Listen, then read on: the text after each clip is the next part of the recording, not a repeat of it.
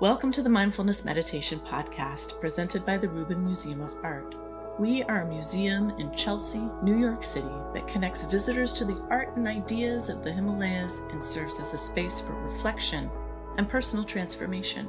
I'm your host, Dawn Eshelman. Every Monday we present a meditation session inspired by a different artwork from the Rubin Museum's collection and led by a prominent meditation teacher from the New York area. This podcast is a recording of our weekly practice, currently held virtually. In the description for each episode, you will find information about the theme for that week's session, including an image of the related artwork. Our Mindfulness Meditation podcast is presented in partnership with Sharon Salzberg and teachers from the New York Insight Meditation Center, the Interdependence Project, and Parabola Magazine. And now, please enjoy your practice. Hi, everybody. Welcome to the Rubin Museum of Art and to our weekly mindfulness meditation practice. My name's Dawn Eshelman. Great to be here with you. We are a museum of Himalayan art and ideas in New York City, for those of you who are new to us. And thank you for joining us for our weekly program where we combine art and meditation online.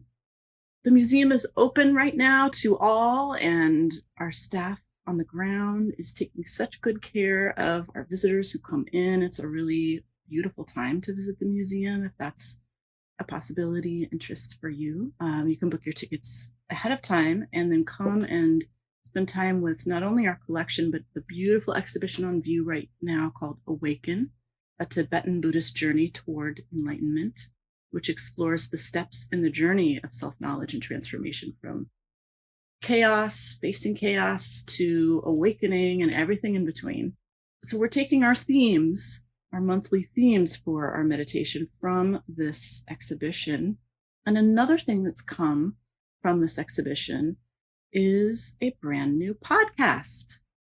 It is called Awaken, just like the exhibition, and it launches tomorrow. We're really excited about it. So please go and check it out. It really broadens the conversation around what awakening means to people from different walks of life and different religious and spiritual backgrounds. It's a beautiful, intimate experience. I hope you will check it out. It's on iTunes. You can leave us a 5-star review. That would be awesome. It's just been such a labor of love and exciting to finally launch this. So today, as we always do, we will take a look at a work of art from our collection. We'll hear a brief talk from our teacher today, Rebecca Lee, and then we'll sit together for 15 or 20 minutes for our meditation guided by Rebecca. We'll take a look at the art together, and I'll tell you about the theme that we're exploring this month. So this is the majestic Manjushri.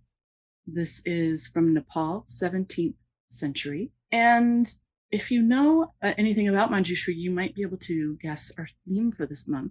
This is an aspect of being, of awareness that is crucial for enlightenment, and it's wisdom. So Manjushri is one of the most important iconic figures in Mahayana Buddhism and is known as the Bodhisattva of great wisdom. This is a tantric bodhisattva, and this form is the focus of practice in all of the Tibetan Buddhist traditions. In his hand and behind him there is a sword. And the sword is a symbol of discriminating wisdom. So often you will see Manjushri holding a sword or with a sword nearby.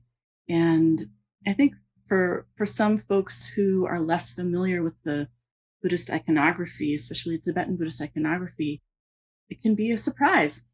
What's this weapon doing here in this statue that is supposed to depict wisdom?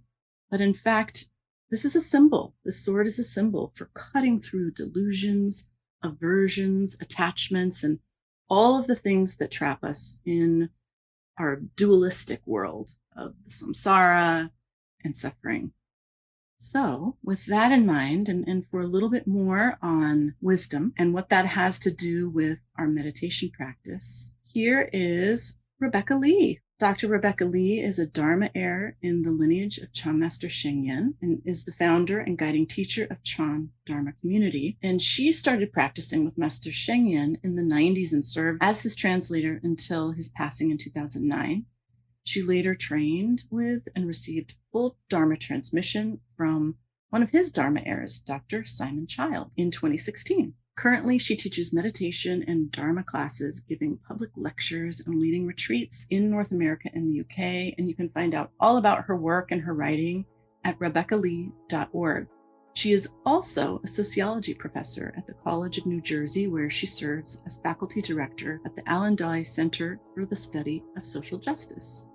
Her new book, which came from her teachings with her students, is called Allow Joy into Our Hearts, Chan Practice in Uncertain Times.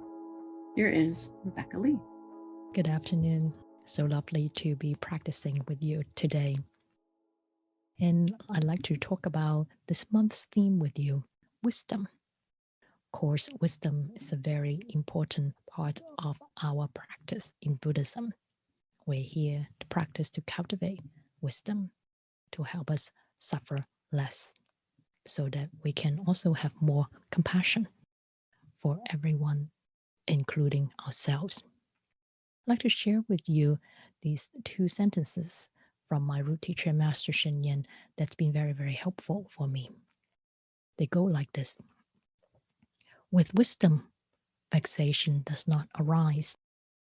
With compassion, there is no enemy. So I'd like to focus on the first sentence here, since it's the theme. Here, this sentence, with wisdom, vexation does not arrive, refers to the fact that wisdom manifests when we remember to be fully here in each emerging present moment. That can be facilitated by our meditative practice that help us settle the mind, which is usually confused by the agitations caused by our reactivity, our habits of reacting to situations with our habitual tendencies of aversion or craving. As the mind settles down, there is this clarity that emerges, or you can say allowing, the mind's allowed into this clarity that allows us to see what is going on in this present moment actually. Without this clarity, very often instead, we will fall into this habit of believing that something just happened out of the blue. And this something that's happening out of the blue is here to make me miserable or to take away what I loved to be able to keep. So whatever's happening is my enemy. I don't want it. So aversion or craving to keep what we want to keep. Forgetting that every moment is coming together of many causes and conditions, and thus impermanent. With this clarity, we can remember the true nature of reality is that every moment is the coming together of many, many causes and conditions. Things don't happen out of the blue. It also helps us unlearn the unhelpful habit of taking things for granted. So let's use the example of what we often encounter in our daily life, like what happens on roads in we call traffic, with cars moving around that allow us to go from one place to another. Either we are driving a car, we're riding in a car, and traffic happens smoothly when the vehicles are able to function properly because they were maintained mechanically. And the weather conditions is helpful for everyone to be able to drive around safely. And also when everyone who's driving the car or vehicles is paying attention to the road condition and navigating safely in the traffic. That's when traffic moves smoothly. We often don't think much of it sort of take it for granted. But if we really think about all the causes and conditions that come together for that to happen, we will recognize what a miracle it is. Of course, until we got stuck in a traffic jam, perhaps because of some kind of accident. Now, we call them accidents, and we often experience them as something that came out of the blue. And they're here to make my life miserable or at least inconvenient. But really, it is a moment of that's the coming together of causes and conditions, such as, for example, mm, weather conditions that perhaps then lead to certain vehicles who already have some mechanical issues or not very good tires to have to run into trouble. And perhaps also other conditions, maybe drivers who got distracted, perhaps by what's going on in the car, what they were listening to, or what their mind wander off, things that we do quite often ourselves. And all these conditions, causes and conditions coming together, the vehicles, they run into each other. We call them accident. Of course, then the cars are stopped so that the police officers could clean up the site and allow people involved to emerge from it safely. Right? So I use this example to illustrate how every moment is the coming together of many causes and conditions. They're not fixed. And when we don't pay attention to them, we sort of take them for granted. So, and they are really not there to happening, directed at us, doing the things being done to us. Uh, However, our habit is to perceive the present moment as something happening to me, forgetting the true nature of reality. That all is a flow of changing causes and conditions coming together.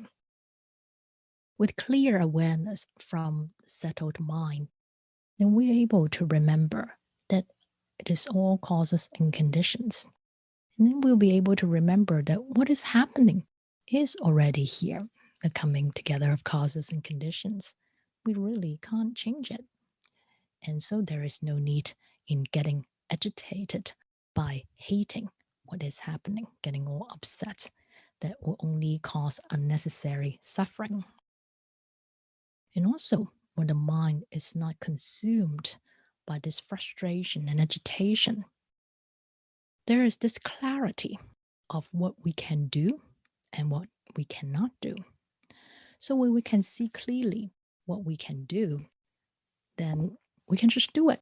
So again, staying with this example of being in congested road, for example, when our mind is not consumed by anger and frustration, thinking that this is happening to me, the world is against me, then instead we'll be able to see clearly that perhaps I can look for an alternate route, and maybe we can see that we are very close to an exit that will allow us to leave this congested area and take a different road.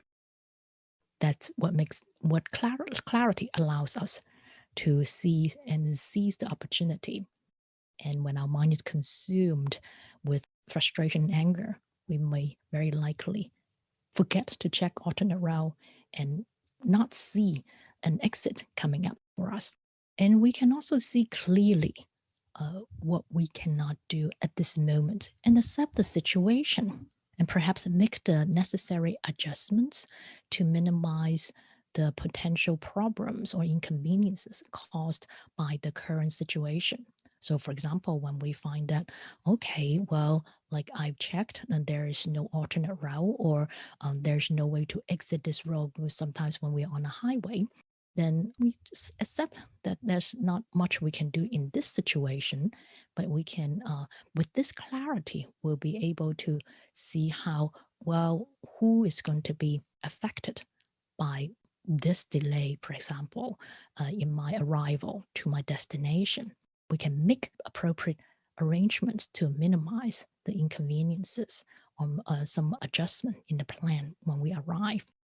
So that way, we do everything we can do and accept the situation and without making ourselves more miserable than needed, perhaps by worrying about what people will feel about us being late because we've done everything we could. With this acceptance of the moment, then we can relax into each emerging present moment, enjoying the moment as it is. Or what I often do is to follow my teacher's teaching, is to see this as a new experience. I haven't been in a traffic jam like this before, so let me be fully here.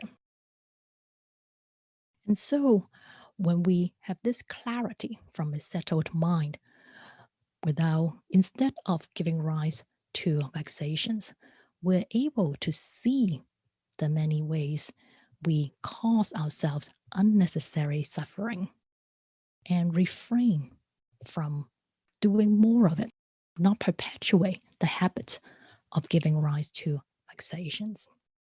And in these moments, we may be able to see more subtle habits that's not obvious to us when the mind is agitated. For example, we may be able to see we have habits of self-disparaging or some kind of self-centered attachment in the form of, for example, oh, it's all my fault. I should have left the house earlier. Now I'm stuck in this traffic that I could have avoided. And now I'm going to be late. And like, it's probably the universe punishing me. So, of course, this is another form of agitated mind by seeing that the universe is against you, that is now punishing you because of one thing you did. So, beware of unhelpful habits like this. Now, of course, it's true that what we did in past moment did play a role, some part in shaping the present moment. Of course, it's true. If you left the house earlier, you might have been in different traffic conditions, but we have no idea what might have happened.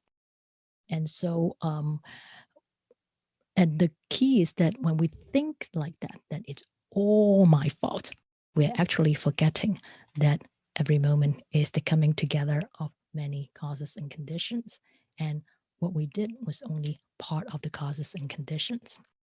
And so, what still, it is helpful to recognize the part we have played so we can take responsibility for our part, recognize perhaps a mistake or things we could have done differently, and we could do differently next time and learn from it.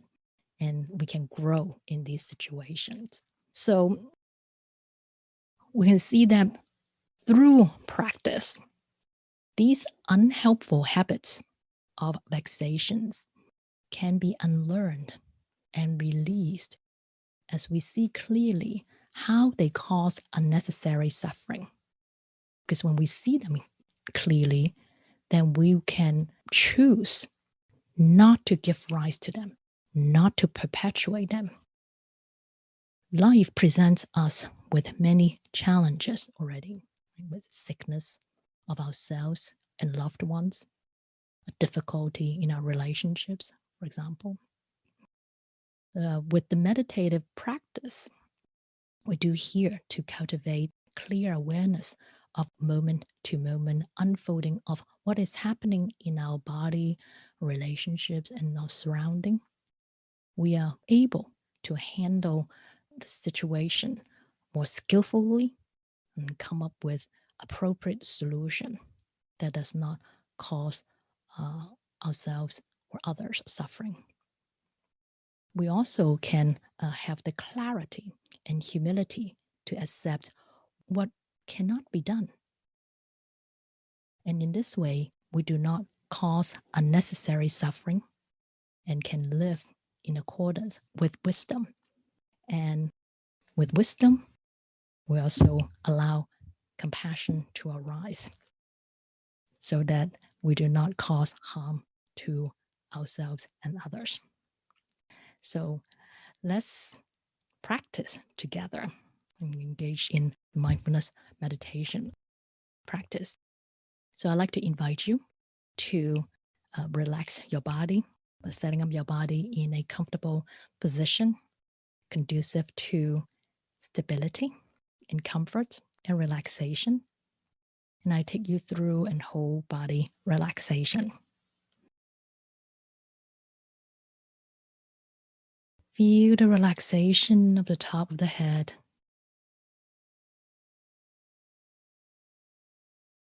Check to see if we're holding tension in the crown by habit. And allow the tension to melt away. And feel the relaxation spread to the forehead. Check to see if we're holding tension in this area by habit, maybe from worrying. And allow the tension to melt away.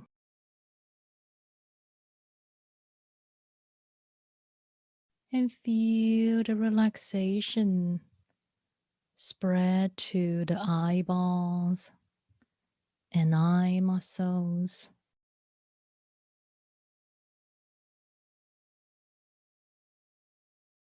We hold a lot of tension in these muscles from all the comparing, judging, analyzing, planning in our daily life. Right here, right now, there is no need to do that. We can give these muscles a vacation and allow the tension to melt away. And feel the relaxation spread to the facial muscles. Check to see if we're holding tension in these muscles by habit.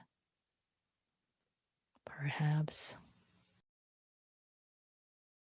to hold a certain facial expression for the world to see. Right here, right now, there is no need to do that. And we can give these muscles a vacation and allow the tension to melt away. And feel the relaxation spread to the entire head.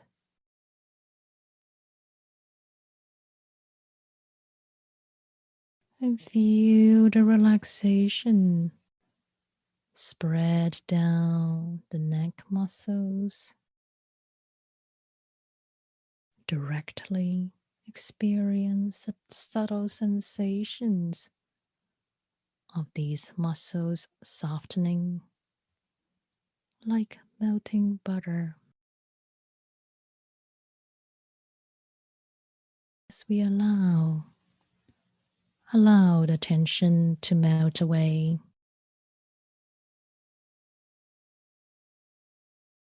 And feel the relaxation spread down the shoulder muscles and down the arms to the forearms and all the way down to the fingertips.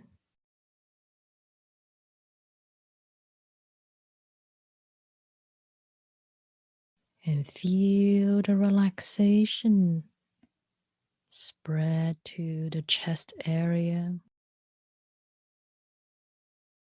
Check to see if we're holding tension in this area by habit.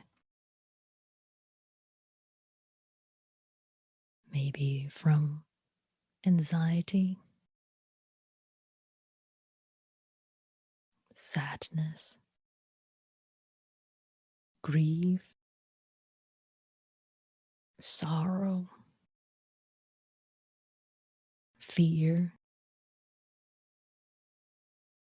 right here, right now. We can give them a rest and allow the tension to melt away.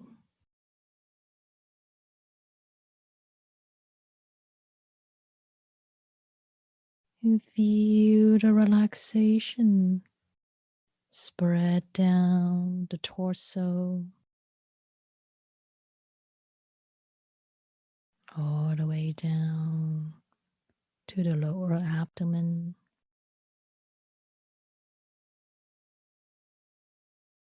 We tend to hold a lot of tension in these muscles in our daily life by habit. Trust that the skeletal structure can hold up the body. These muscles do not need to work so hard. We can give them a vacation too and allow the tension to melt away.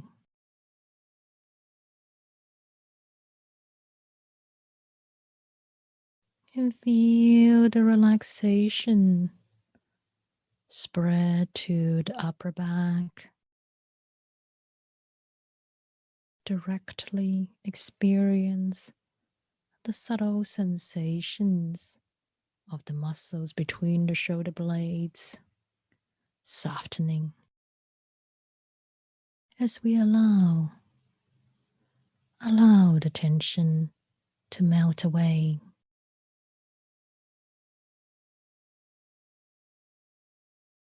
And feel the relaxation spread down the back to the lower back and all the way down to the buttocks, where we can feel the sensations of the body sitting on the chair or cushion. And feel the relaxation spread down the thigh muscles, down the legs, all the way down to the toes.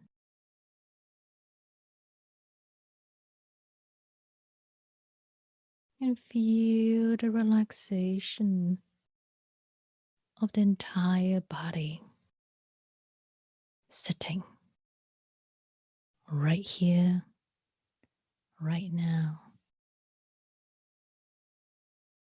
Moment after moment.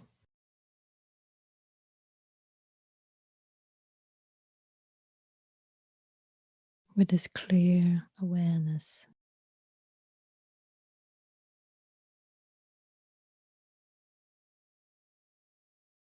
And we notice the subtle changing sensations of the body, breathing. We can rest our attention gently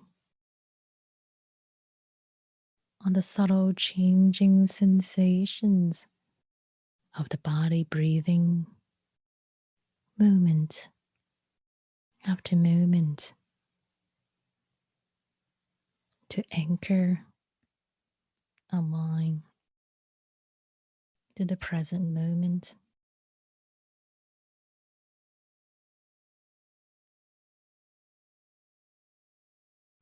Allow the body to breathe on its own. The body knows how to breathe.